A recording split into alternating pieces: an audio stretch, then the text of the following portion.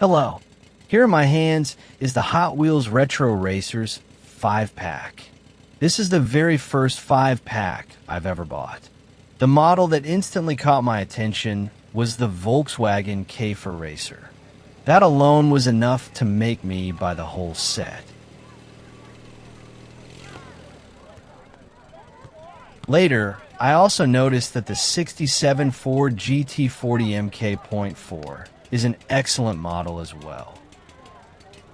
And the Segundo Coupe, in this unusual color with its beautiful decals, looks absolutely stunning. The 32 Ford also stands out with its wonderful color.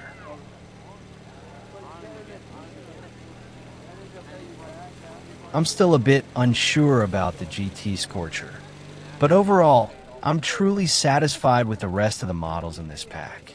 I also really like the design of the packaging itself, and I see a good reason to keep the box to store these models in it.